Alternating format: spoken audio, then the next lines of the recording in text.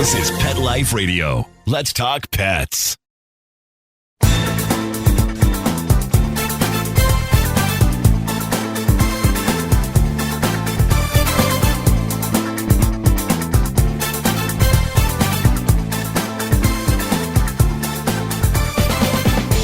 Hi, everybody. Cheryl from Unleashed.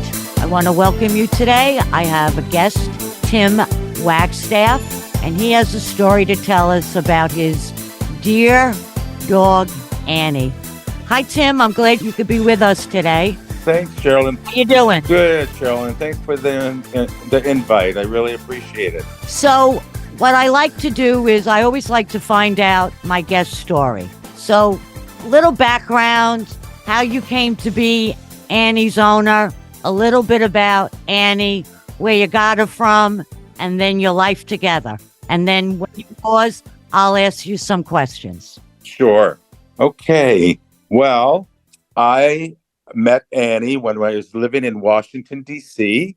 I was going through some real anxiety and depression issues, and my psychiatrist said, "You need a dog." Well, I went to the shelter, and there was a little dog in a corner. My friend Greg said, "Look at that little one over there." So I went over, and it was the only dog not barking and jumping around. And I had already named her Annie. Any dog I got was going to be Annie in dedication to a friend who had passed away. So I called her, and she came right up to me. But there were 5 people's names already on the list to adopt Annie. So I took her outside, played with her. She came right over to me, and I went to the Humane Society, and I said, what's the chances of me getting her? And they said, well, there's a lot of names in front of you, so probably not her, but there's other dogs. They said, no, I need her. I bonded with her. So I donated a little bit more than most people donate in a check. And I said, So you bribed. I sort of bribed them. Yeah, I mean, I had to. So they came, and that's how we met. And then I got Annie. She was all, ready to go, except it was around Christmas time. And in Washington, D.C., they don't allow you to take any of your animals or around that area because they don't want people, picking them up and giving them as gifts and then take them back. So my life started with Annie, and we were 13 years together. How old was she when you got her? She was around 6 to 8 months, they say. Oh, really? She was a puppy. Yeah. And the weird thing is, I knew she didn't come from an abused home, because I didn't know till she got home, but she was fully trained, which was my biggest fear, that I would have to train a dog at 8 months because, it's just sometimes very difficult. However, I got her home, opened up all the doors so she could sniff it, took pots and pans, hit pots and pans to see if she flinched. She did nothing like that. She just looked around, and she was just the perfect dog. And the next thing I know, she's at the door, and she has a paw at the door. I went, oh my God, she needs to take a walk. Because in Washington, I lived in DuPont Circle area. There's no grass, there's no yard. So you have to take your dog on a leash and walk them all the time. And I walked Annie like 4 and 5 times a day at least. So we bonded. I have no kids. We bonded right away. And we bonded as though she was my child. And I had never been as close to anybody or anything as I was to her. But did you ever have a dog before? Well, when I was a kid, we had dogs. I did have a dog once before. I was crazy. In my younger days, there was the Neiman Marcus catalog, had his and her Shar-Peis for that year's gift. So I love Shar-Peis, and I ordered one. It was from a puppy farm. It was awful. It wasn't a Shar-Pei. It just tore my house apart. So after that, I said I could never have another dog. And it took years before I was able to get Annie. So she was a puppy, but she didn't come from a puppy mill because she was trained, obviously. Yeah, I mean, she was so well behaved. I mean, if people came in the house, normally they'd have to walk over her because when she sat down, she just relaxed. But she'd go up to people and she'd say hi, but that was it. At that time, did they have dog parks in D.C.? Yeah, Yeah, I used to take her to a dog park. She wasn't really fond of any other animal. I mean, she didn't attack them unless it was a squirrel, or in the case of Washington D.C., it was more like a rat. She was Right. chased. Yeah, we have squirrels at our park, and my Tilly goes crazy for them. And Oh my somebody God. around there is feeding them. So when we walk in the wooded part of the park on the path, like three come down because they think I'm one of those people that feed. And Right. they love to torture dogs. They just stand Oh there, yeah. Oh yeah. for like 15 minutes in like a pose, or they run up and back and forth. It's just amazing. But I just want to say something to our listeners.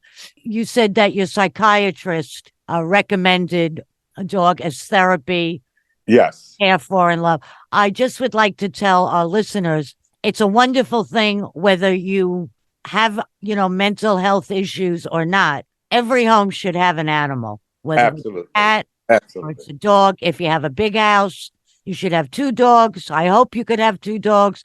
Just like, people in homes now, they have more than one car because Right. there are too many animals that just don't make it, maybe aren't cute enough. And Yeah. quite frankly, they're so short staffed at shelters today that not every dog gets to go out. And if they do, it's usually once a day. So, Yeah. think about your own life. Stay in Exactly. one room all day long. They let you out to do your business, go back in. You would be Yeah. miserable. It's just awful. That's why a lot of people overlook certain dogs. Right. I They're mean, just not as happy. especially she was Chow and Golden Retriever, a mix, and Chows get a really bad rap as pit bulls do.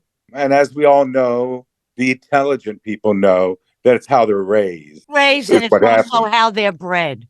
A lot Exactly. of these Yes. dogs, Yes. when I got Tilly, she was the only dog in the shelter that wasn't a pit bull, which is two names, by the way, because they are terriers. Right. Yes. Yes. I And don't like. most of the pit bulls that were there all had their ears done. Now, Oh, that yeah. tells me all I need to know about the owner. It's like Exactly. it's like the people who get these hooped up cars with these crazy wheels with spokes and Right. spikes coming Yeah. out.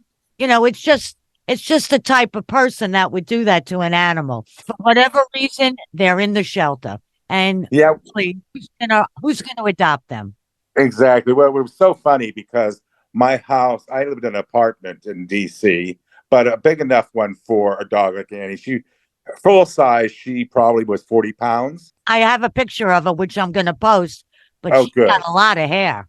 She has a lot of hair. And, she has, if you really look at her, you can see she had the disposition of like a golden retriever Oh, and golden. some looks of her as a child. They are, without a doubt, the sweetest dogs on the planet. Oh, absolutely. Well, yeah, I mean, it was funny because in DC, you just can't take a dog. They come to your house and they have an inspection, which I love that about them. So they look to make sure your home is big enough, how you would walk them, where you'd walk them. And at that time, my apartment was just, oh my God, just over the top. I want to say in antiques and the curtains to the floor and just, I mean, antique rugs all over the place. So the woman comes to the house and she looks, oh my God, what a She beautiful said, I home you want have. to live here, adopt me. Right, right. And she said, well, what would you do, if they called her Buttercup? She said, a Buttercup. I said, no, her name is Annie. I had to correct her. And she said, did something on the floor or, broke something. I said, well, I would do what my parents used to do. In Missouri, we had a lot of yard. My mother would look at the dog. She would point at it, maybe rub her nose a little bit and open the door and throw her out. I said, that's how I would deal with it. And I saw the woman's eyes. And I said to her, I said, no. I said, I would bring her up on the couch. We'd have a little talk. We'd discuss why she did it. So she said, I don't have to see anything more. She's yours. Yeah. So I mean, it was just love at first sight. And And you had her for 13 years? 13 years, yeah, and I've never been the same since she's passed. I mean, family, everybody knows that. I went into a huge, huge depression. So you should go back to your shrink and he'll tell you the same thing he told you before. Get another dog. I know, I know. And I have fostered a few dogs before. Well, that's Um, good. so, so I live in a condo now. I don't think it's appropriate for a dog myself unless you take that dog or animal out at least 4 or 5 times. And, so because of some issues I have, I'm not really capable of doing that. So I pretty much will go and volunteer when people need dog walks or whatever. But, you know, life will maybe take a turn one day for me and I'll get another dog, but I definitely will do a rescue. I'm totally against anything other than that. Don't shop, adopt. No, yeah, I love that phrase. No, it Absolutely. really is. Everybody thinks they have the best dog, and none of us are wrong. Right, right, exactly. What we Yeah, love about our dog is what we love about our dog. Just like, parents with their children. A lot of well, yeah, people think that their dog is like their child. I look at Tilly as my best friend. right. We're a team, so, and I take it to the park every day, sometimes twice a day. Yeah, and I didn't need a car in Washington, D.C. to go anyplace because of the metro and where I was located. However, I bought a car for Annie. I bought a little convertible so we could go up and see my parents in Pennsylvania and she could ride in the car. And I got the seatbelt stuff for a dog on the front seat. She would set up like a human being and people they would point at her and laugh. And she'd go all over the place with me. And I remember my mother saying to me one time, she said, Tim, we're so worried. Your connection with Annie is so strong. When she's gone, what's going to happen to you? And I said, oh, she's never going to go. And I never put that in my head that she would ever die. Never. And then when she did, it was just awful. And a lot of my friends have lost their pets in the last couple of, I have a lot of friends and they all have pets and dogs. Right. It's a heartbreaking thing. And I always say to them, the best place to bury your pet is in the heart of the owner. And they only live a certain amount. Sometimes you get them a little older and you're lucky, but they give us all the best days and one really sad day. But yeah, it's a known fact that they will pass. But, when it happens, and nobody will admit it, but I'm going to say it, we all say to ourselves, I'm glad it's not me today, but it will be someday. Exactly. Right back. We're going to take a break. Take a bite out of your competition. Advertise your business with an ad in Pet Life Radio podcasts and radio shows. There is no other pet-related media that is as large and reaches more pet parents and pet lovers than Pet Life Radio. With over 7 million monthly listeners, Pet Life Radio podcasts are available on all major podcast platforms. And our live radio stream goes out to over 250 million subscribers on iHeartRadio, Odyssey, TuneIn, and other streaming apps. For more information on how you can advertise on the #1 pet podcast and radio network, visit PetLifeRadio.com/advertise today. Let's talk pets Let's talk pets on Pet Life Radio. Pet Life Radio. PetLifeRadio.com. We're back, and I'm with Tim Wagstaff, and he was telling us the saga story of his dog Annie, how he got her, rescued her, how he loved her. And I think now we're at the part of the drama. Yeah. So tell us. So she used to travel all over with me. If I went to California, she'd get on a plane. I mean, I didn't leave her behind. My job that I had at the time, I had a lot of travel I did overseas where I could not take her to Europe or Tahiti or Budapest, those types of places. So I had somebody, she went to my family to stay. And then one day. Where your mother rubbed her nose in it. Yeah. She knew better. We used to joke all the time and that. So one day she just stopped eating. And I said, well, what's going on here? And then she was still wagging her tail. She was fine. But so I took it to the vet, and the vet said, well, we're going to have to do probably a biopsy on her and blah, blah, blah. I couldn't get a really good answer what was wrong with her. After going, and I'm not kidding, probably about 15 vets from Fort Lauderdale all the way up to West Palm Beach and Palm Beach, where, you go to Palm Beach to a vet up there and you're sitting in the waiting room and you're looking at a dog with bags on it with chemotherapy and all of that. It cost me $300 just to get inside the door. I don't make that type of money. I didn't have that type of money, but I spent everything I had to try to get an answer. And then it just seemed like I was being just taken advantage of. So I finally went back to the doctor who I really liked. It was a young woman who had graduated from a vet school. I think she was from Cornell, and she knew how tight I was with Annie. And she says, you know what? I think it might be, I forget the name of what she had. I want to say carcinoma something. Cancer. Yeah, she had cancer. So she said, I'm going to read up all about this. Dogs are getting skin cancer. Yeah. So what happened is, because I said she's still wagging her tail and she's still putting her head out of the window and all of that, and she's not eating or drinking. So when they opened her up, I got a phone call that it was that, and it was just a matter of days before it would start, going into other organs. Animals are pack, dogs are pack animals. Yeah. They hide, even cats, they hide what is wrong with them. So wagging your tail, you could be sick and still be happy to see the person you love. You just don't feel like eating. You don't feel like drinking. Yeah. I remember when I interviewed Dr. Pohl, the one thing he said to me is animals do not fear death. They live in the now, and they know when it's time. If you eat your animal without the love and that devotion that you don't want to, and with unrealistic, if you became realistic about it, you would know. First thing is no eating. Right. People ignore that. Once in a while, maybe she didn't like the food, but not eating, not drinking, and wobbly on the legs. Right. And they even hide their pain. Yeah.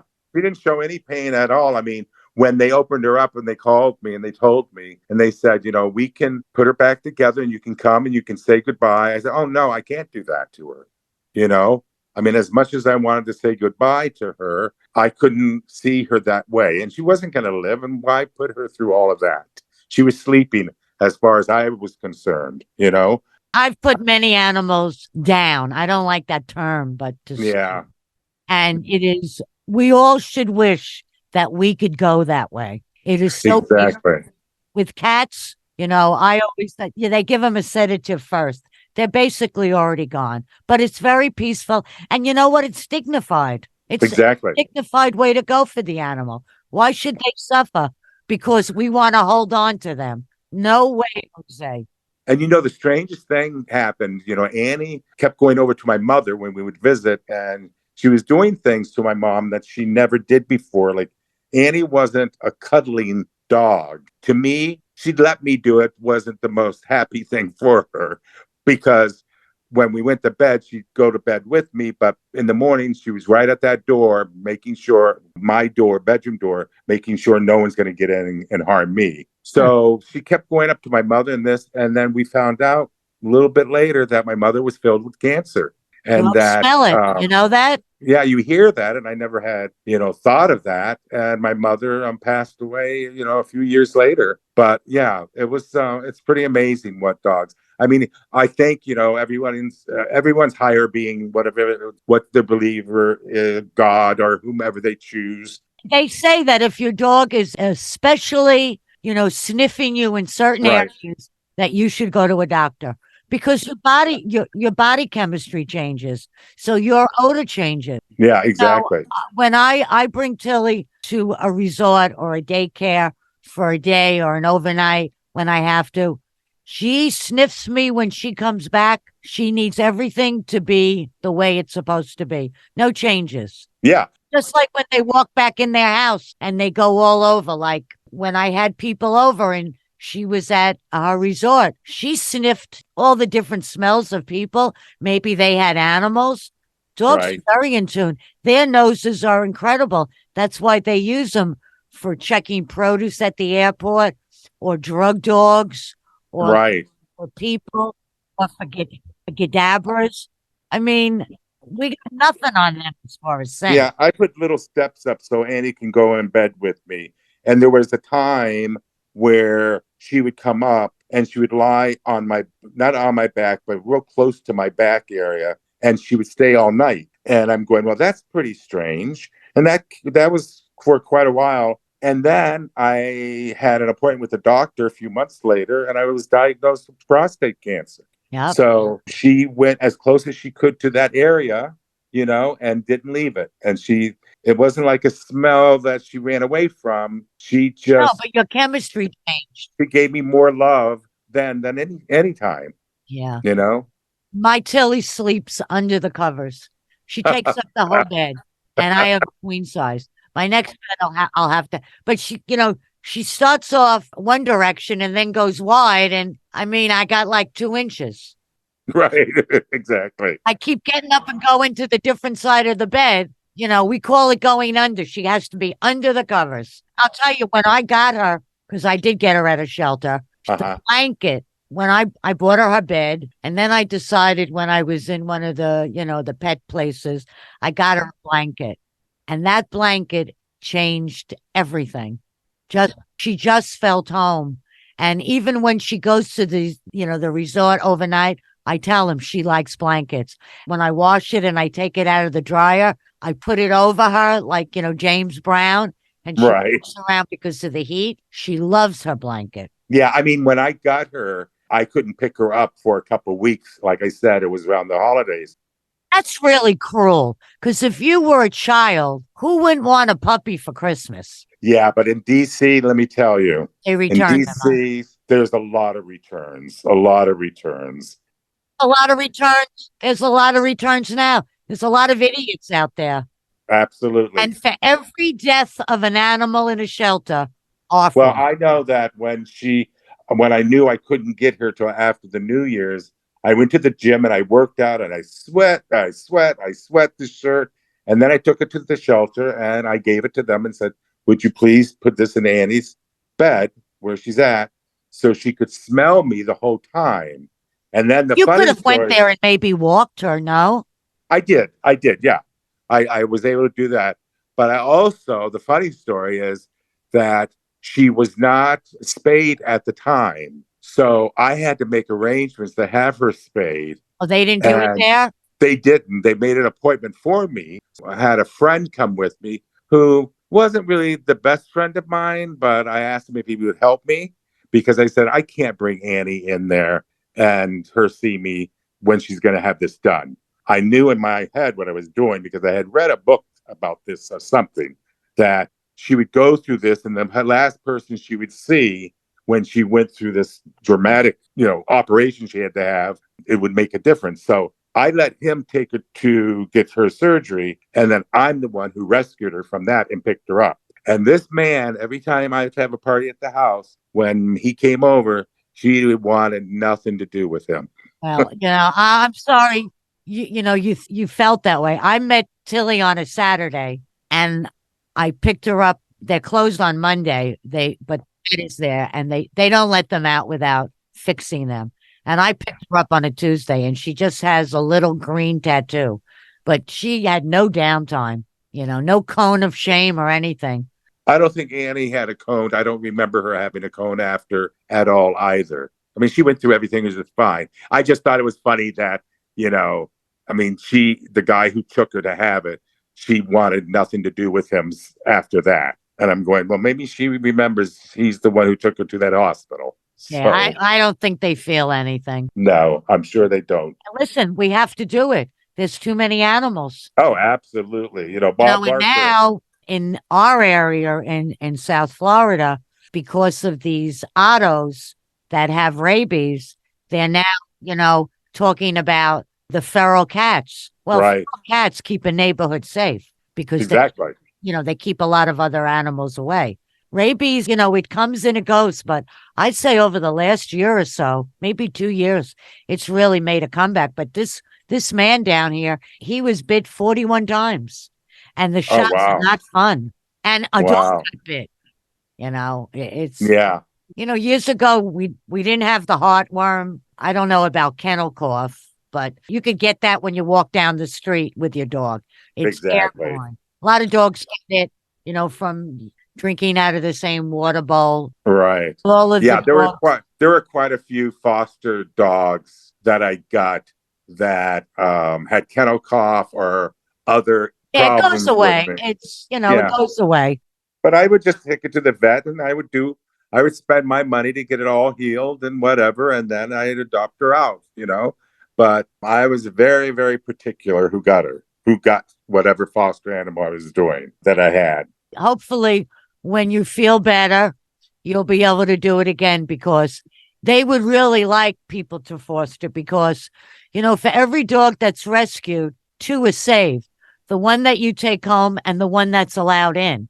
So if somebody is fostering, that opens up the kennel, for another dog. And hopefully they don't stay that long. Before I got Tilly, I looked up to try to get a dog from a foster. And, I did a show on it and I'll say it again. I didn't get really any good response. And, Oh, I do a radio show. I'm home. I'm retired. right. I live like I could walk to the park. Right. Yeah. I mean, my dream has always been, I always said, if I won the lottery, this is what I do.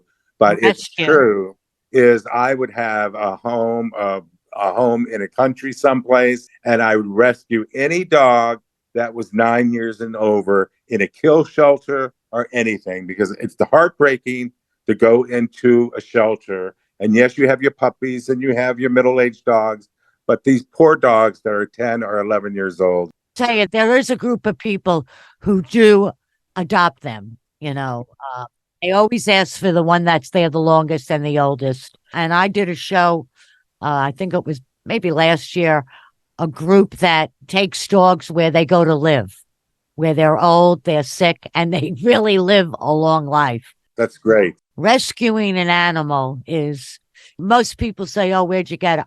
I rescued her. And the funny thing is, I would have paid $400-500 for a couple of dogs that I put applications in. But I paid zippity doo dah zilch. Well, that's what I had to do in Washington. Believe me, it was at least that. So my bribe to them was whatever. I mean, I think it ended up being $800. I said, I'm not doing anything. I just want to donate $800. Here's a check.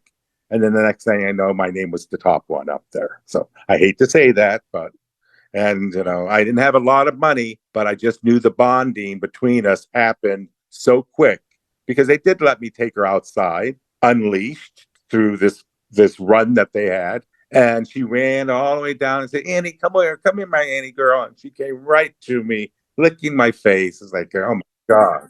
I think it's great because we never know the names, what the dogs were. I mean, when I met Tilly, she was a Phoebe, but I wanted a Tilly. And because you never know the names that they had, how they were used. Bad Exactly. Rover, come here. What did you do? There's a graphic that runs every once in a while, and there's a dog, and he says, my name is Get Down. No. What is your name? Well,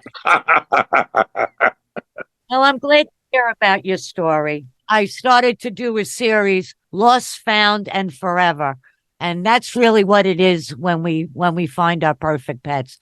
I'm a lot older than my Tilly. She just turned 2. So she will be trust funded because, Good. knock wood, I want to be here because I wouldn't want to. But I've bribed some people that I know would take her if anything, God forbid, happened. Oh, it doesn't really matter how old we are or how old our dog is. We really all need to think about that because when we leave the house every day, their only worry is, are we coming back? Exactly. Exactly. I just walk out to the garbage and she's already I'm sitting by the door. Where could she be? How long could it take? It's sad. And the love they give you when you come back is truly amazing. Especially on my job, I'd be gone 5 days or 7 days, and then a good friend of mine would watch her. And I always said, I'm coming. I'm going to be on my hands and knees outside the door. You can open up the door. And as soon as she'd jump in my arms, kiss me, kiss me, kiss me. Like she hadn't seen me in 100 years, every single time. Right. And you They could can't do it find over love. and over again. You just can't find love like that in a You person. cannot be unhappy when you're with a dog or a cat or a bird, if that is your thing. Well, I want to tell you, it's a very sweet story. And I really hope, number one, that whatever you're dealing with, it gets dealt with and you feel better. Thank you. When that happens, that you foster a dog, I'm going to hold you to that. Yeah. On the radio. Yeah. And I want to thank our listeners. I want to thank Mark. Tim will do this again. And I would love to. Remember, everybody, to live life unleashed. See you next time. Bye-bye. Let's Talk Pets, every week on demand, only on PetLifeRadio.com.